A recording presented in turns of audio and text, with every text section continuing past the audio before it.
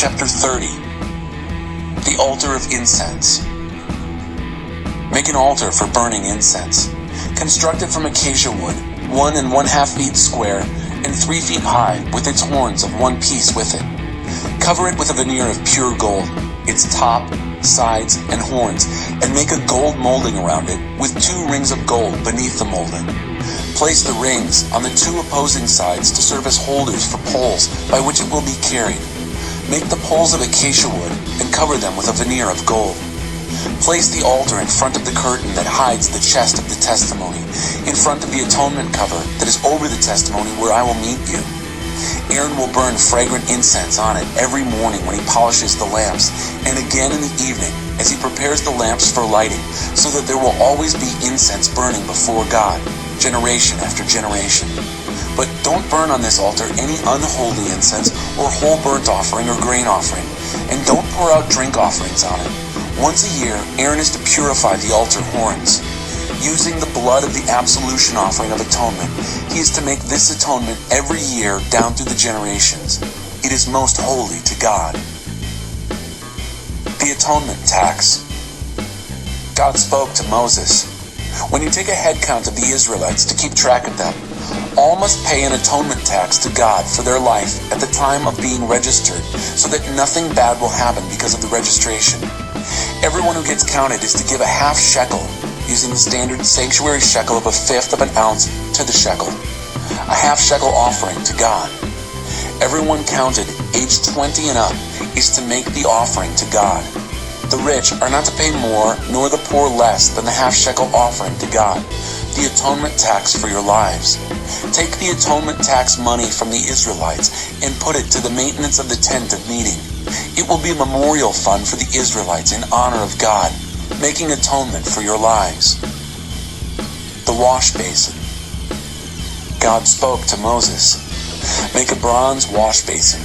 Make it with a bronze base. Place it between the tent of meeting and the altar.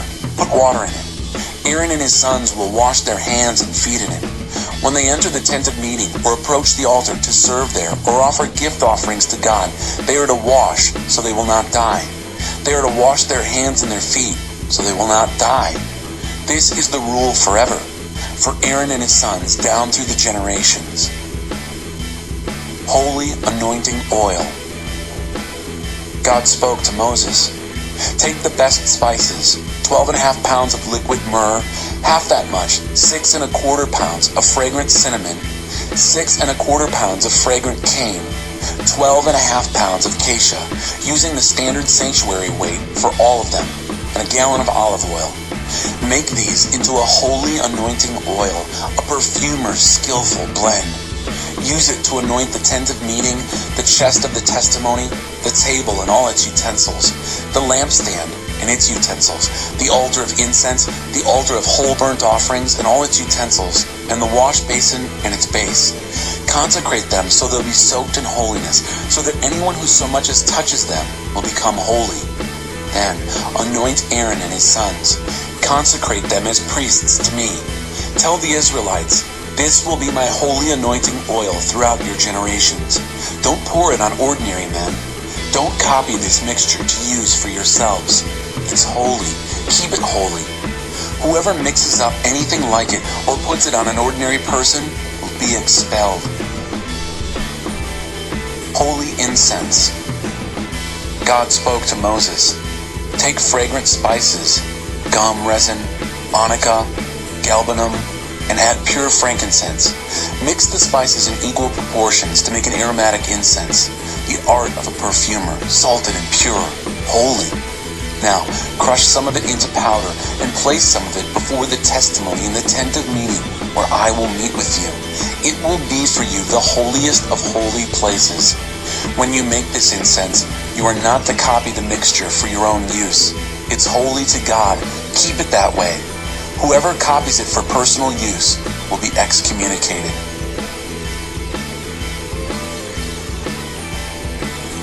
Chapter 31.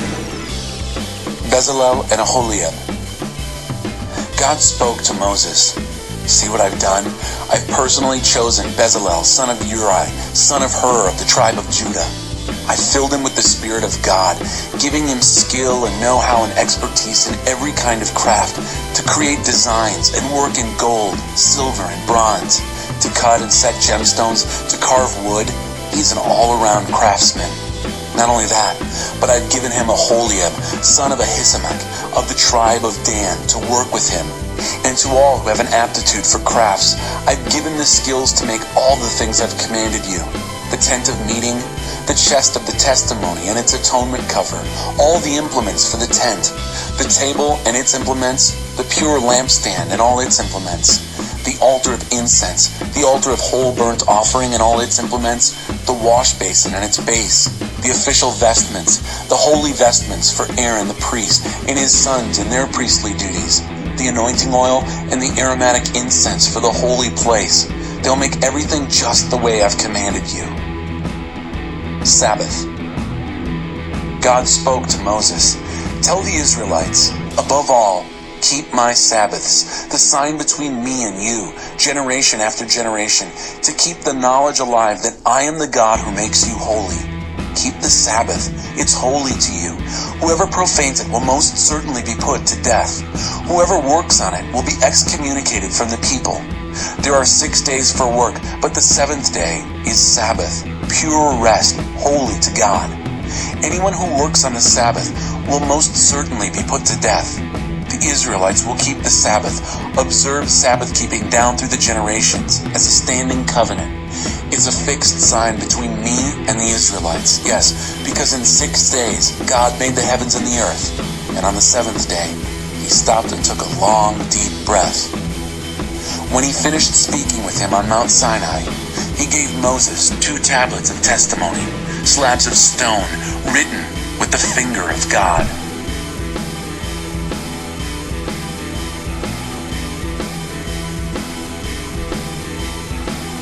Chapter 32. Make gods for us. When the people realized that Moses was taking forever in coming down off the mountain, they rallied around Aaron and said, "Do something. Make gods for us who will lead us. That Moses, the man who got us out of Egypt, who knows what's happened to him?" So Aaron told them, "Take off the gold rings from the ears of your wives and sons and daughters and bring them to me." They all did it. They removed the gold rings from their ears and brought them to Aaron. He took the gold from their hands and cast it in the form of a calf, shaping it with an engraving tool.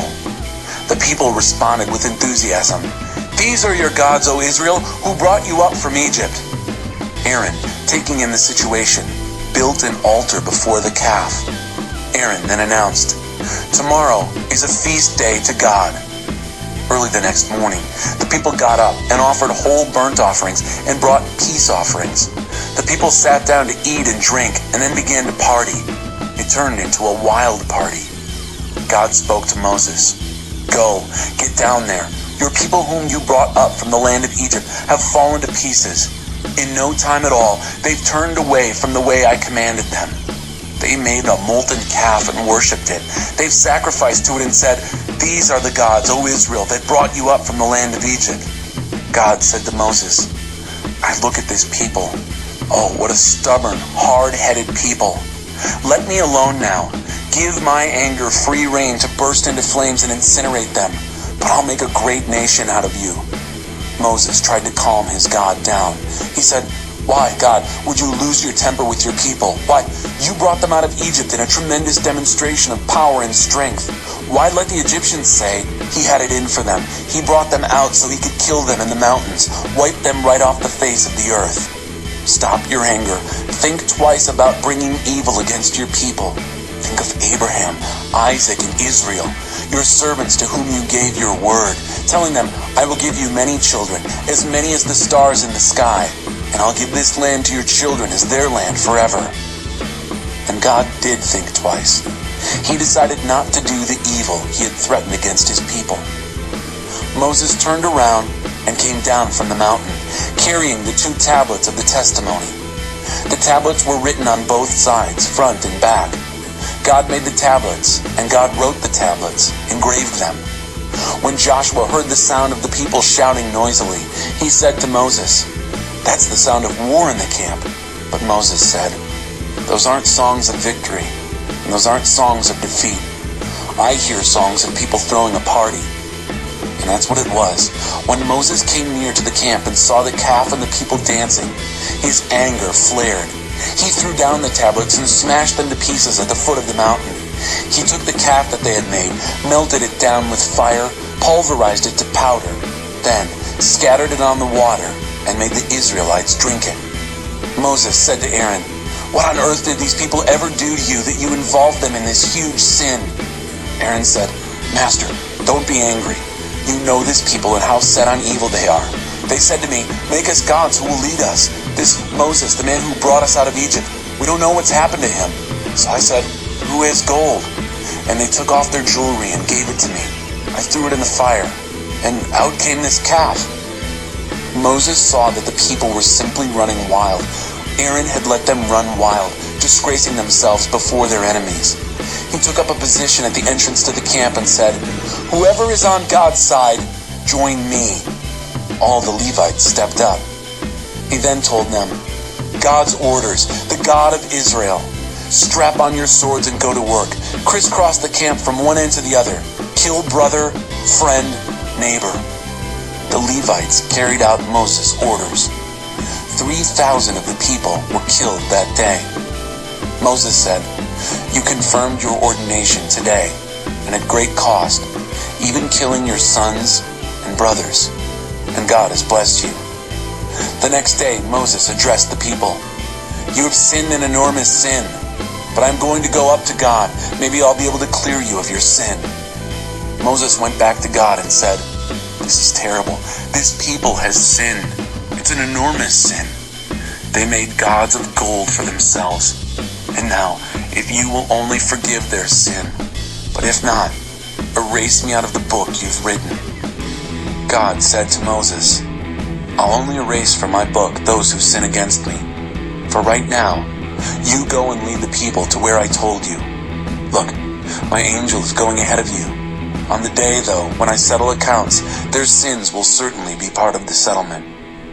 God sent a plague on the people because of the calf they and Aaron had made.